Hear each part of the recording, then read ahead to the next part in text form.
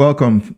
Today we're going to be looking at the Mpox update, marriage after 25, and its connection to the rampant infertility situations that we find within church communities, and sexual sin that has literally exploded within Christian communities, not just in North America, but all over the world.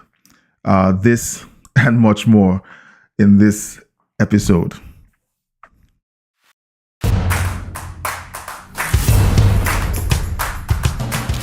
Traffic Conversations Podcast.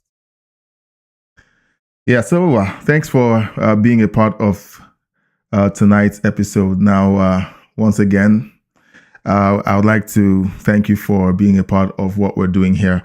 I had a great episode last night with you guys, and we were able to touch base on what's going on with the podcast.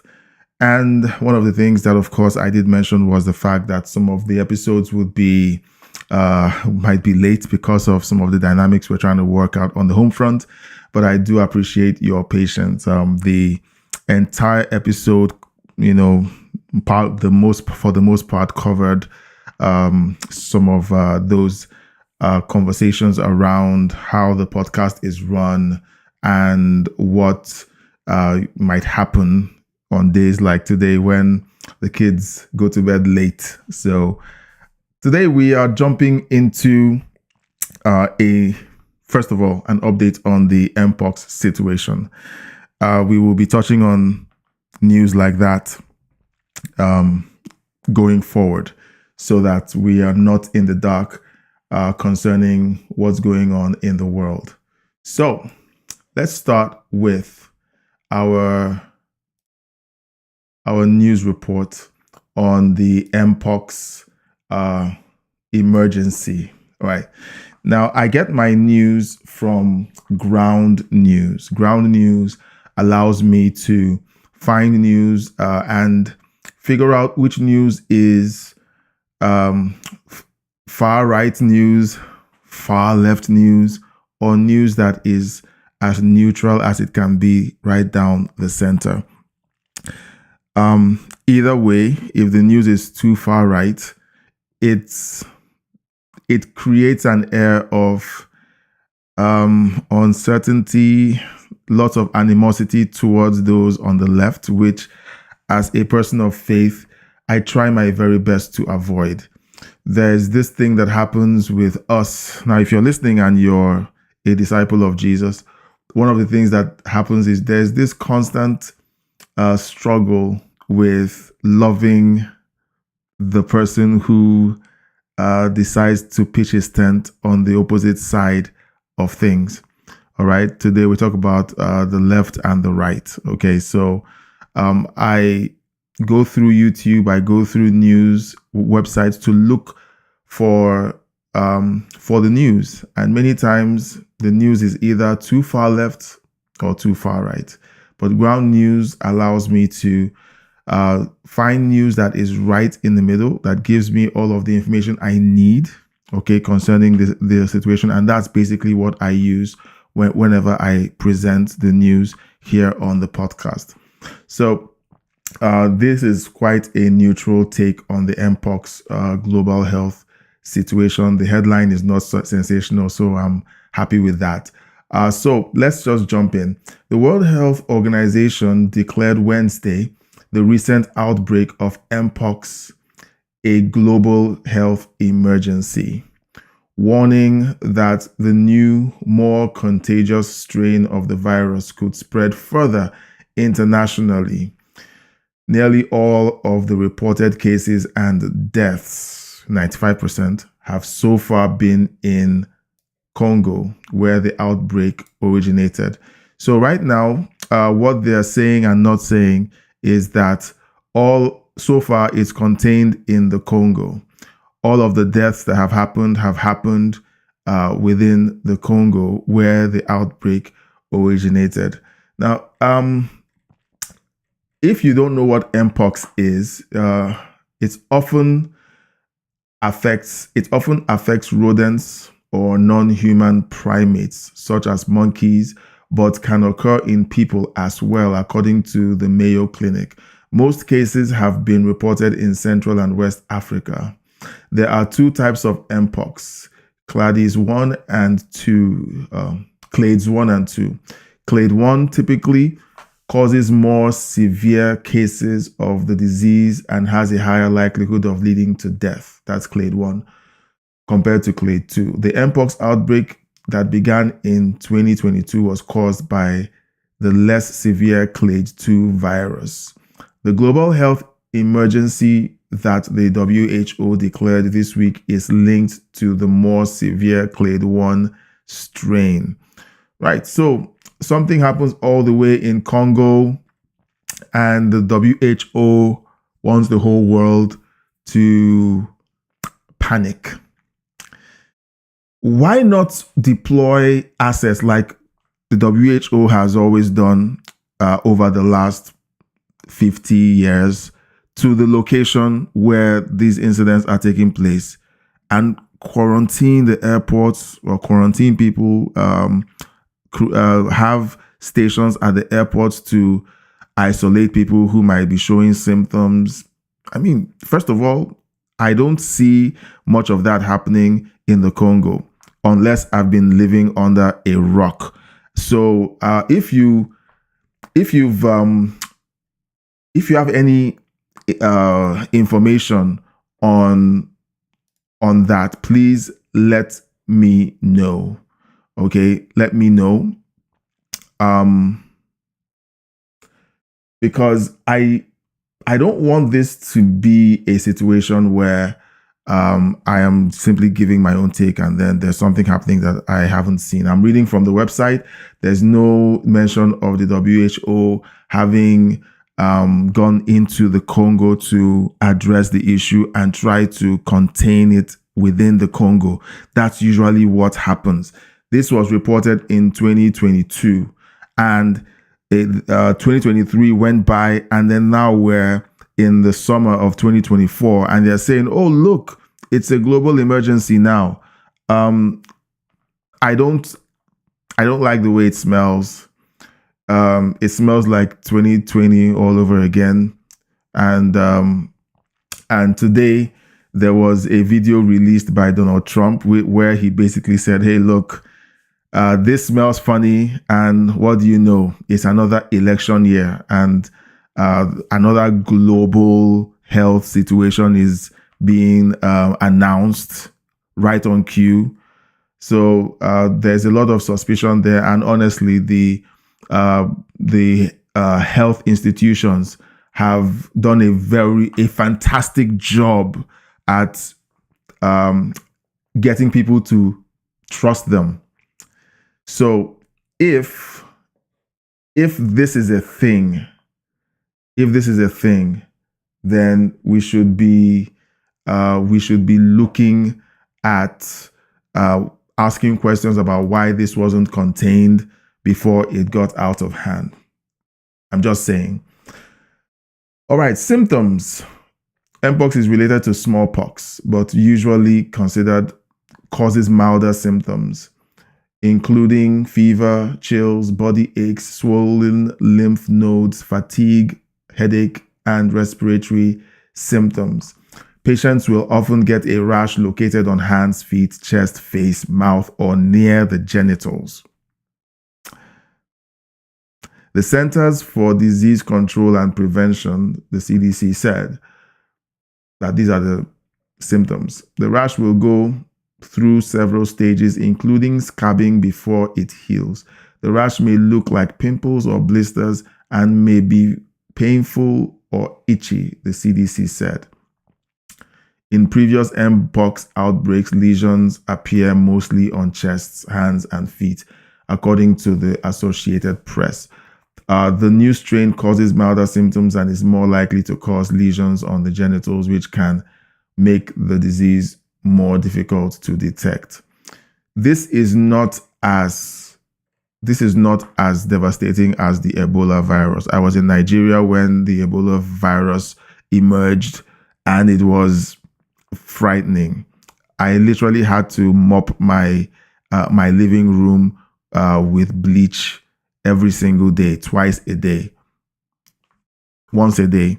All right, I had to mop my living room with bleach once a day, just to be sure that none of the dust that was dragged in by people who worked for me at the time would settle and cause problems. How does it spread? Mpox is not airborne and typically requires it requires person-to-person contact to spread, including through sexual contact. I think they should say especially through sexual contact, because it appears that this is largely spread through people doing things they shouldn't be doing. Okay? Household contact and contact within the healthcare settings without necessary protective equipment. That is how it spreads, contact. Transmission can also occur during hugging, massaging, kissing. I mean, these are things that are heavily intimate. All right. So let's just call it a spade. People doing things they shouldn't be doing are the ones who catch it and then spread it. All right. So WHO is raising the alarm, and we are all expected to go, well, sorry, too late. We're not going to fall for that anymore. Okay, sorry about that. Now, this doesn't mean that we shouldn't observe proper health practices. All right. Don't do things you shouldn't be doing.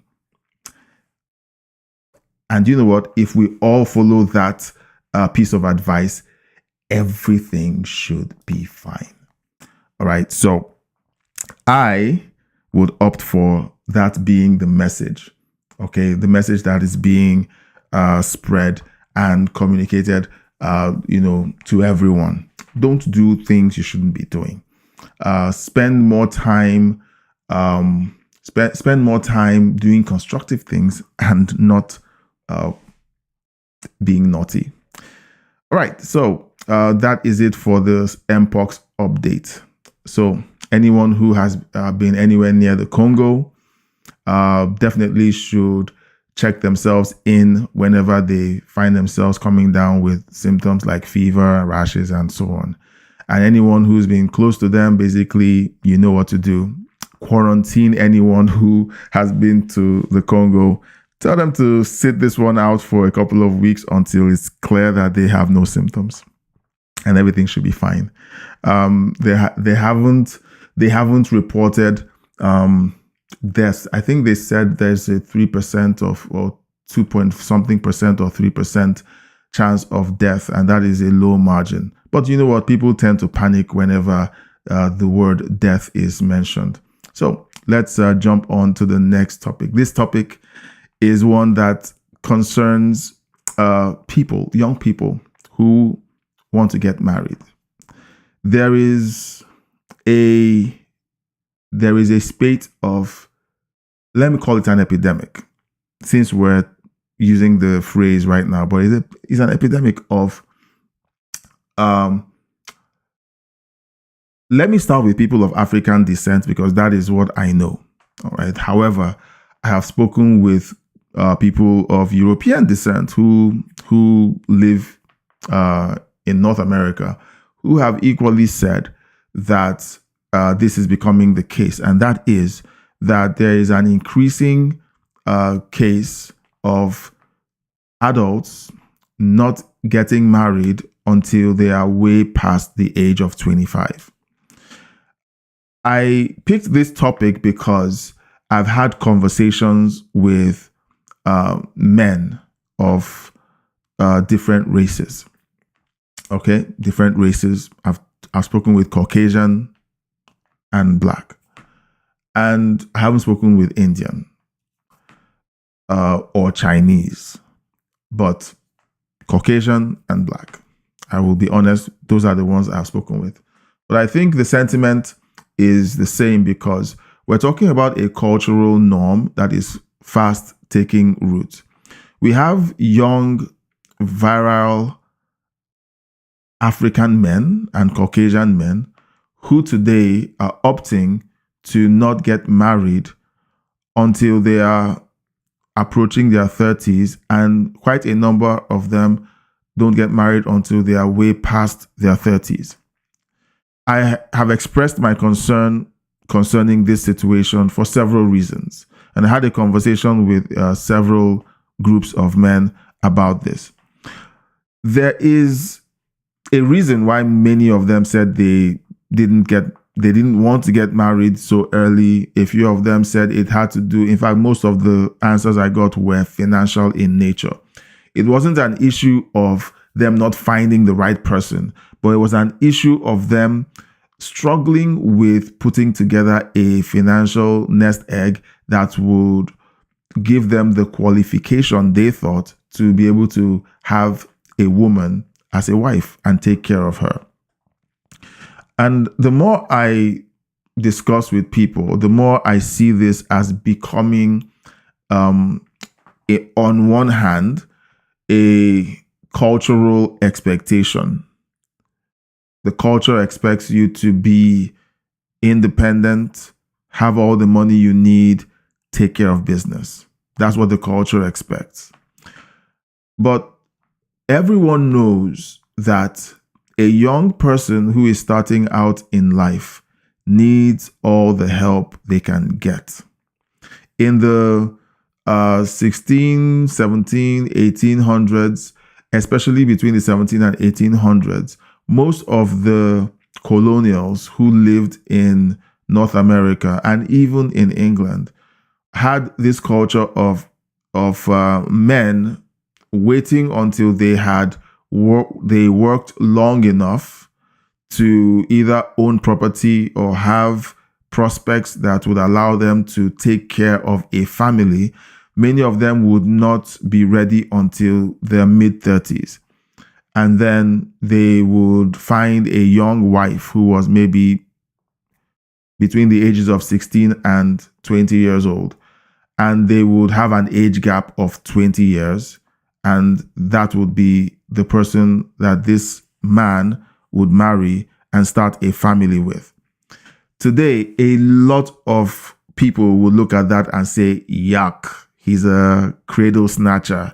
And today it's still happening. We have movie stars who are currently either dating or marrying significantly younger women. And the tabloids are having a field day. People are disgusted. People are asking questions. Is this right?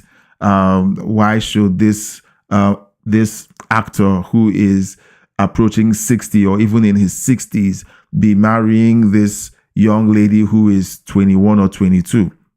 Well, she's an adult. She's a consenting adult. And so there's nothing wrong with that. All right? There's nothing wrong with that. This was the norm in the 1700s and in the 1800s. And the reason was that the nature of subsistence farming and the kind of jobs that were available that will allow a man to, create the environment to raise a family was responsible for that break. Now, with all of that said, why is it that today, with all of the opportunities available, we still have people who are deferring marriage up until a later time? All right. I know that in the 60s and 70s, we had people who would get married at 18. Their wives would be 16 and they would get married. Why is it that this has changed? Why has this changed? It's a question that concerns me. I want to know, why has it changed? Is it because the economy has become so harsh that men are struggling to be able to hold down a job? I don't think so, because most times these young couples would start with literally nothing and they would grow together, have children together, and eventually they would become a strong family unit. So what's changed? And one of the conversations I had with my Caucasian friend was this. It turns out that an old institution like marriage requires an old structure like community. Community is required to ensure that marriages survive. Today, we have people who go to cities, who grew up in cities. Young people love to go to cities, especially the ones that are college educated. They love going to cities. They want to have the city life, have the city glitz and glamour, and they take a marriage into that space. But one of the notorious things about cities is that cities are extremely lonely places. City dwellers tend to be reclusive. They tend to mind their own business. They tend to be unfriendly.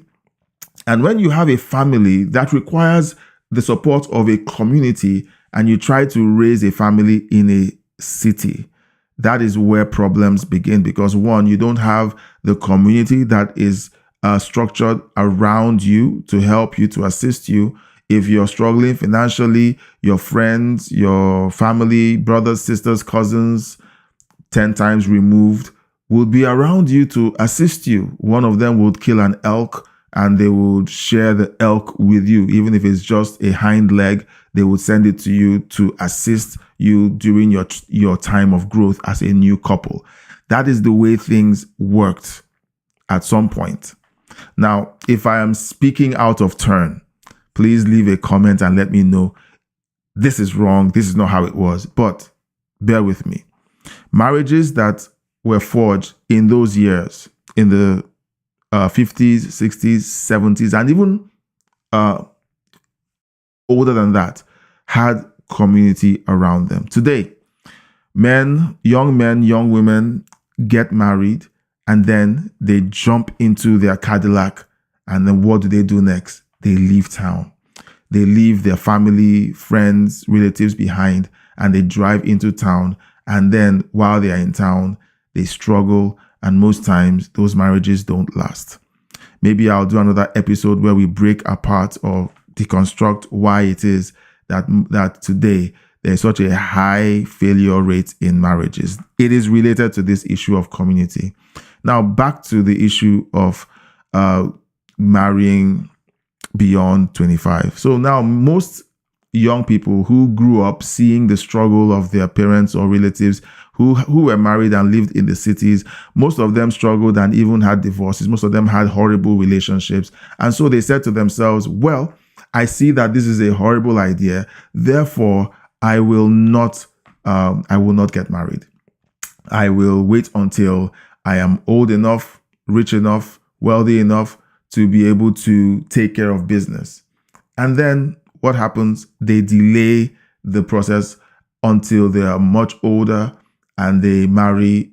Some of them marry in their 40s. And why is that? They were scared of failure. They did not want to fail. They did not want to fail their would-be wives. They did not want to fail their would-be husbands. And then there's also this new issue. Wow, there's so much to talk about here. There's also the issue of women who saw that a marriage they saw, it doesn't have to be a marriage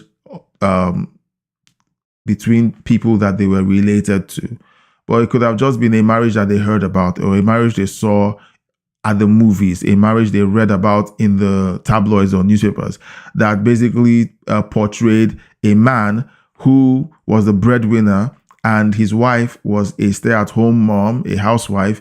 And one day the man upped and left the woman with the children without any security and disappeared.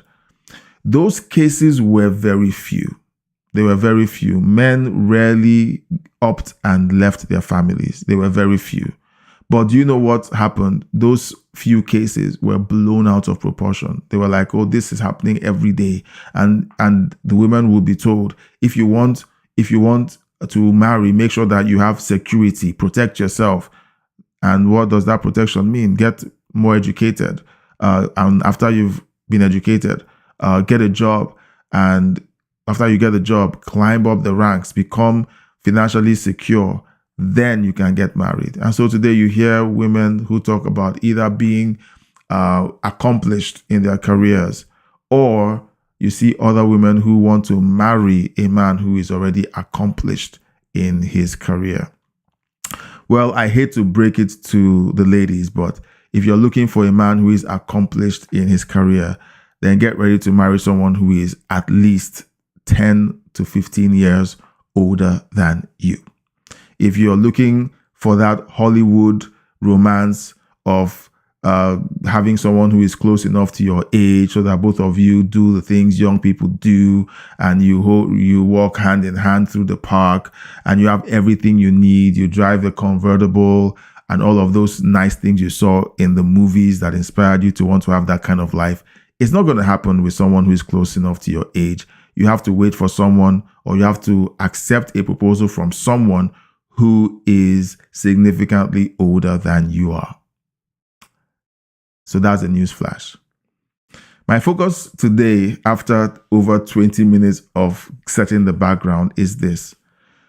Because there's a long waiting period, and women tend to need to wait longer to find someone closer to their age, or they need to wait longer to be established in their careers, something begins to happen. Even after they get married, they run into an issue, a case of infertility.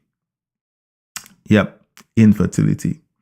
Most women who get into stressful, high stress jobs tend to struggle with conception. It's something that has basically become the norm, where women begin to try to get pregnant. You keep hearing this phrase, we're trying to get pregnant. We're trying to get pregnant. And when you look at the situation, is either, if the woman is a stay-at-home mom, she's highly stressed. She is concerned that she won't be able to have children, and she's worried. She's in a high-stress situation. But there are a bunch of other women who aren't housewives, but they have a job, and those jobs provide a lot of stress. Okay, now I said this at a podcast several months back, and I will say it again. I gave some additional detail on that episode. When a woman is experiencing stress, her body tells her it is not time to be pregnant. Your body is intelligent. It knows when it interprets stress. You know those hormones that circulate through your bloodstream when you're highly stressed. Your body interprets those hormones as you being in a dangerous situation. And if you're in a dangerous situation, your body says this is not time to get pregnant, because pregnancy puts you in a vulnerable state. And if you're in a dangerous environment, then you need to not be pregnant. So your body basically locks up the ability to give birth until you're in a safe place. Now, a lot of women will not agree with this, and I understand. I understand that a lot of women want to be a girl boss. They want to thrive in their career, do well, and they also want to have a family that, is the hallmark picture of a family. You can't eat your cake and have it. You need to work through a process of deciding what is important to you. There have been outliers for the most part. I consider them outliers. I could be wrong. Let me know in the comment section with facts and figures and real historical records, not what you feel or how you feel about what I said, but actual facts. All right? Because I have my own journey. My wife and I got married. I wanted to spread out my kids 2 years apart, but I decided that I wanted to wait 2 years before having children. That was what I wanted, but I would call it a happy accident. We got pregnant. My wife got pregnant 6 months after we got married. After our first child, something happened. We couldn't have children for 6 years. 6 years. And after 6 years, because at that point, my wife wanted another child, and it was a struggle. We went to specialists, we talked about it, and the specialist said, there's nothing wrong with you, but how? He asked a bunch of questions, he interviewed us, and it was basically this: there's no reason why you shouldn't be pregnant. But he didn't give any real reason. He just said, keep trying. And we kept trying. And finally, 6 years later, we had our daughter. Now, that was a 6-year gap. And as far as I was concerned, I was happy with 2 kids. My wife, too, said she was happy with two kids, and we moved on.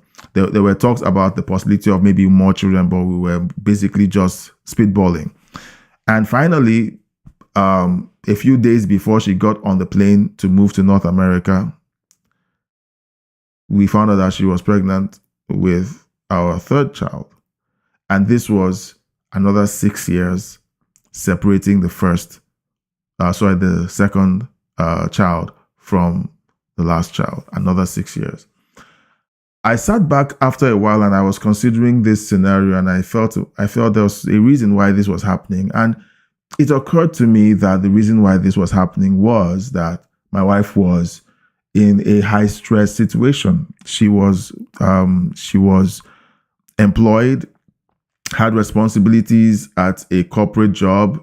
She needed to deliver on timelines. She did a lot of traveling, and she was clearly in a high stress situation.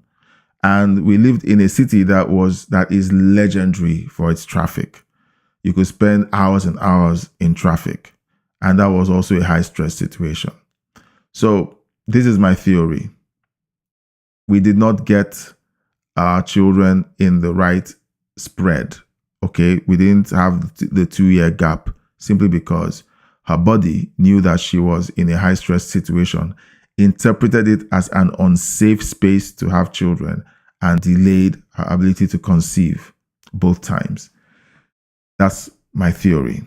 Leave a comment to let me know what you think. Now, that is one challenge of marrying late: infertility, because women want to wait and climb the corporate ladder, and then eventually get to the point where they are able to have children. Beautiful.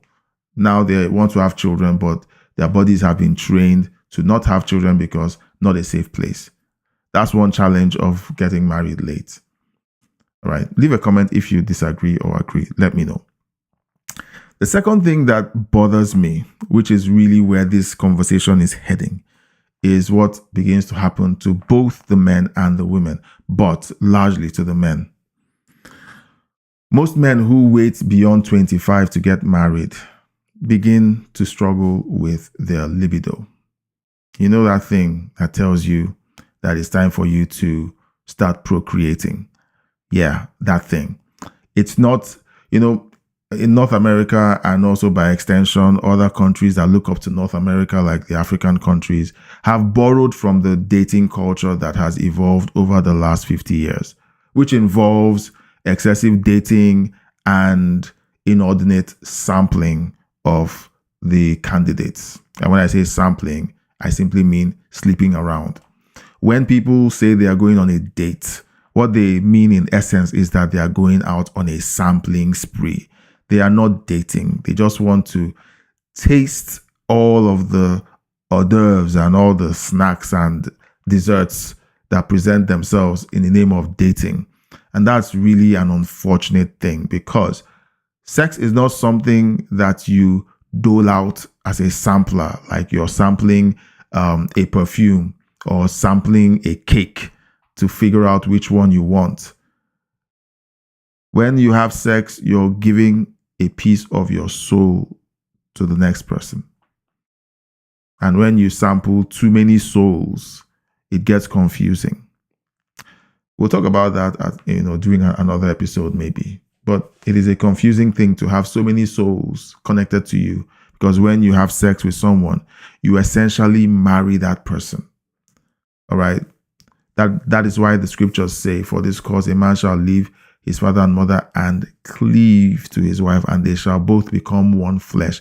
The marriage act, the wedding actually, is when they jump in bed for the first time. that is a wedding consummation.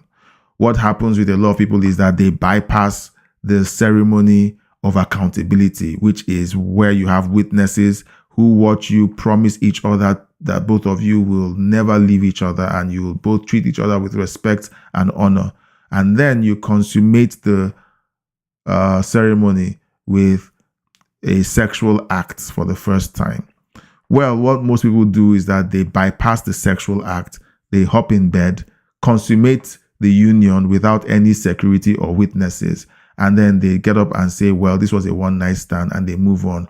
But their soul does not recognize it as a one-night stand. Their soul sees it as an actual wedding ceremony that has just been consummated. That is why there's so much brokenness in a lot of people who have participated in this practice of sampling. I wouldn't call it dating. Let's call it what it is, sampling. So many Christian men, and I'm aiming this conversation towards Christian men and women. I know that if you're listening and you don't consider yourself a Christian, it'll be good for you to see what's going on, because I'm sure that there's been conversations where people have asked themselves, what's going on with the church these days? What's going on with this group of people who are meant to represent the most honored single individual in the world throughout history, who has shaped the way history is recorded? They are meant to represent this person, but they look nothing like him. These are some of the reasons. We've adopted a heathenistic culture of dating. Young Christian men who are meant to be married decide that they would rather engage in the sampling activities of the world, of the rest of the world, the tribes around them, and they begin to do the things the rest of the world does. They sleep around, because when you're over 20, your body tells you it's time to start procreating, time to start having children. And then you say, no, I don't want children. Well, your body says it does. And you say, no, I don't want children. I only want to find my soulmate. And how do you intend to find your soulmate? You intend to stick your little reproductive apparatus into every person. I'm trying to be as Christian as I can be. I'm sorry, but I got a bit carried away and started getting graphic. I'm so sorry. I'm saying this because a lot of men and women have been hurt by this act, and because of that, there's a lot of shame, there's a lot of disappointment, there's a lot of brokenness. And I'm talking about Christians. I'm not talking about cultural Christians. If you've listened to me long enough, you know my position on people who randomly call themselves Christians and those who actually live like Christians. So if you don't know my stand on that, go back a few episodes. You see the video on my definition. Okay, not my definition, but what the Bible says about who a Christian is. And I would like you to please go back and watch that video, because that is who I'm talking to. If you're watching and you honestly feel drawn to follow Jesus, there's a way. You can reach out to me in the comment section, chat section. I'll send you instructions on what to do, how to go about it, and then you can become a member of the family of God. The addiction to pornography is closely linked to this. I am convinced it is. Because men no longer have they no longer have they don't have the, let me use the term, prospect of having a time when they expect to be married. They can't see a future when they expect to be married, because they say the economy is bad. They say it's hard to find a woman. They say we're trying to find the right person, and they go on a million dates, sleep with everyone, and they keep prolonging the process of choosing. Or if they're not sleeping with everyone, they are diligently trying to set themselves up to be financially strong enough to have a wife, but their libido comes calling every night. They are surrounded, and if you're listening, you know what I'm talking about. You're surrounded by adverts that reveal more than a decent woman should. And then Hollywood piles on and releases shows that are so graphic in sexuality.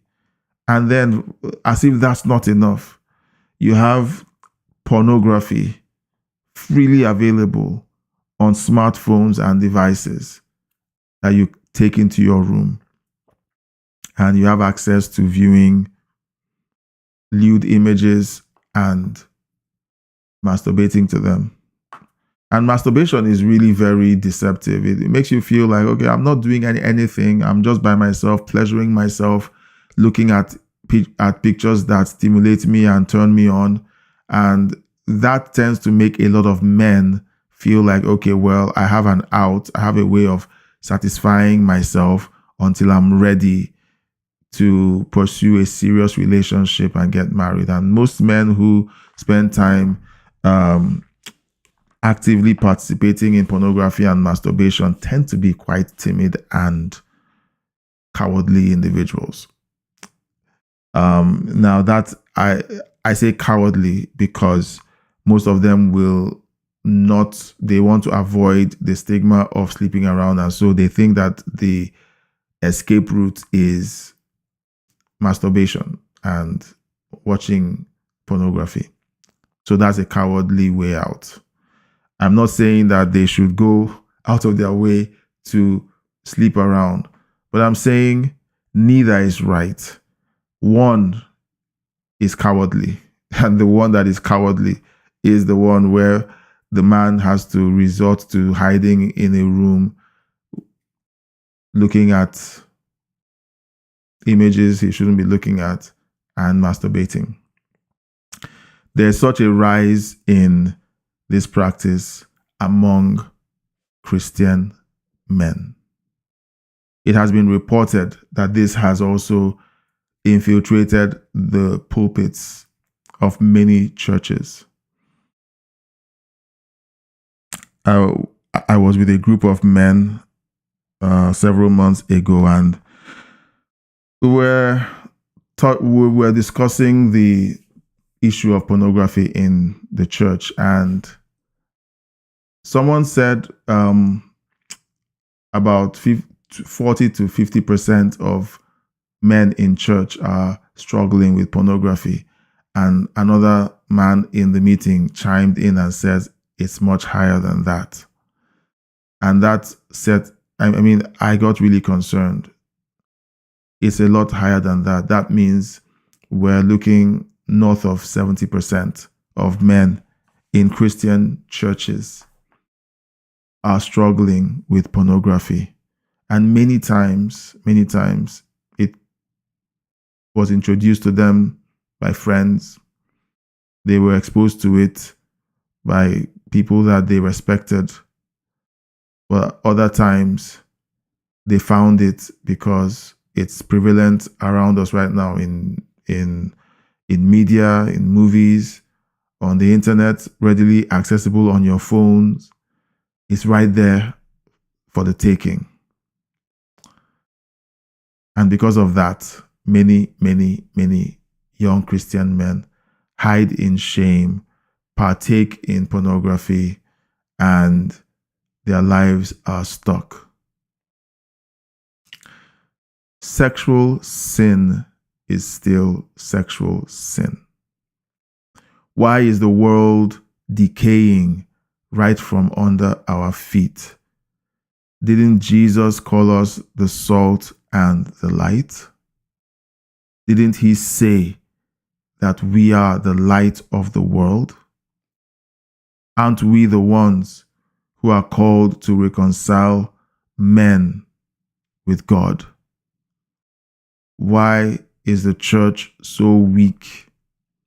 In my home country of Nigeria, I used to hear a church on every street corner when I was growing up. Some street corners have more than 2 churches.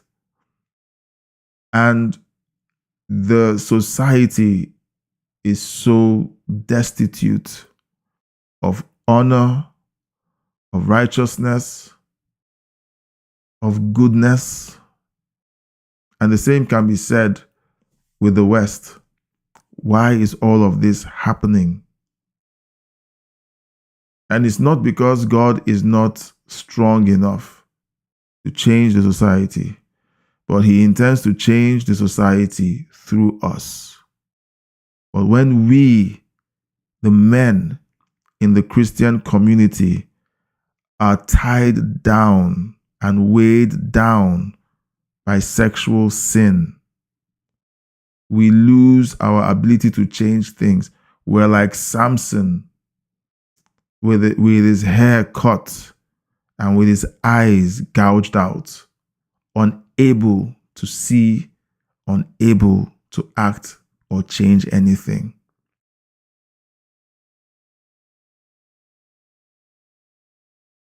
I struggled with pornography for 17 years. About 17 years. It's more than 15 years. I've told my story many times. I know how it feels. I know what it's like. And so when I talk about all of these things, I am telling the story that used to be mine, but no longer. If you're offended that I called you a coward for picking up pornographic content, hiding in a room and jerking off to the images, I wasn't just talking about you. I was also describing myself, because I wasn't bold enough to seek out a loose woman and constantly sleep with that loose woman. No, I wanted to hide my shame and my sin. I did not want to involve another party in it. I wanted to hide and do that for myself. All right. So when I say all of these things, just know that I'm describing what I was like, because I was there. If you're struggling with pornography, I was you. And this is a problem because men are marrying much older. Their libido is active. From the time they are teenagers, they are already bubbling over with sexual urges. And because they are instructed to hold off indefinitely for a long time, they have this challenge and they eventually give in to either a promiscuous lifestyle of sampling all the women that will allow them partake, which in a ritual which has been nicely called dating, or they engage in the use of pornography as a palliative for their situation.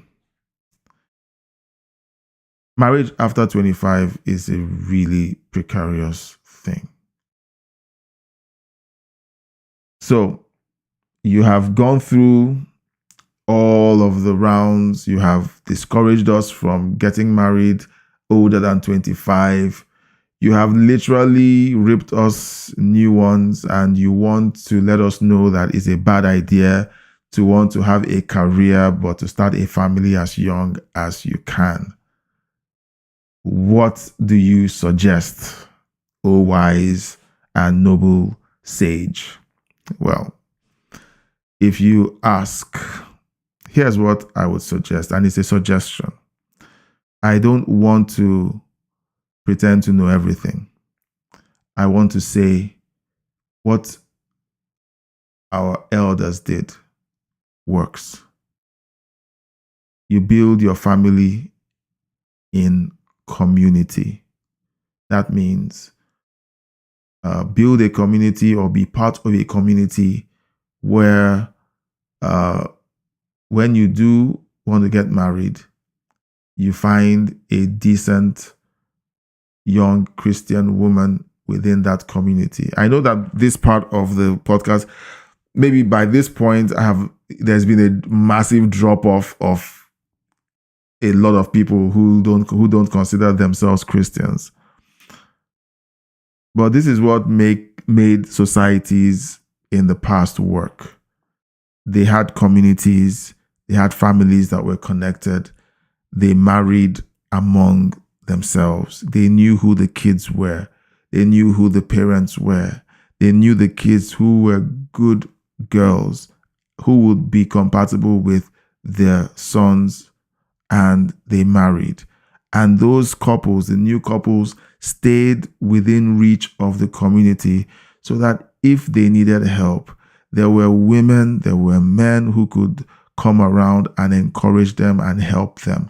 And if they struggled, there were people there to help them. When the woman got pregnant and had children, there were older women to encourage and assist and instruct them on how to raise these children, how to have children, how to do different things. And then when they struggled financially, there were people around ready to help. This is a big part of what is missing. And I think that the community aspect of the church and even of society needs to be rebuilt. The isolationist view of the world has to be evicted from our spaces. We have to begin to rebuild our homes, rebuild our communities, rebuild our societies. So much has been broken over the years. So much has been lost over the years. If we keep talking about the mistakes that have been made, it will take a long episode. But here's my thought. Let us go back to what worked. Trying to reinvent the wheel never helped anyone. If it's not broken, don't fix it. We saw how our grandparents and great-grandparents had long-surviving, long-lived families. Let's revisit that. Let's look back and learn what they knew and begin to practice it. Leave your comments in the comment section. Let me know what you think. I would love to hear from you. I would love to know what you think about my take on marrying young. I married at over 30. I wish I had married much younger. Maybe I may not have met my wife. I would have been married to someone else. But being married younger may have saved me from being stuck in pornography. It may have. I don't know. But maybe it may have. Let me know what you think. I will have to brace myself for the response that a lot of people have. There's a visceral response when it comes to marriage and the age when men and women ought to be married. There are people who feel like that's an intrusion on their independence. We want to go to school. We want to go to college. We want to rise through the ranks, become CEOs of multinational companies. If that's what you want to do, have at it. But what's going to happen is you find out very soon you can't eat your cake and have it. You can't do the things that keep you from having a thriving family and expect to go around the back and still have access to that. There is a cost to all of these decisions. Thank you so much for watching. I hope all of this made sense. I picked this topic because it was on my heart after the conversations I've had with young people, after the things I've experienced, and after the things I've observed in North America and Africa. I believe that this conversation needs to be had. It's an ongoing conversation. I did not just give you the end all and be all in answers to this situation. No, it's the beginning of the conversation. I've laid down some ideas, and I want you to pick up these ideas, look at them, discuss them with your friends and family, send in a comment or two. Let's see where this goes and how we can save our communities, and rescue Western civilization. Thank you so much for being a part of this episode. Until next time, God bless you.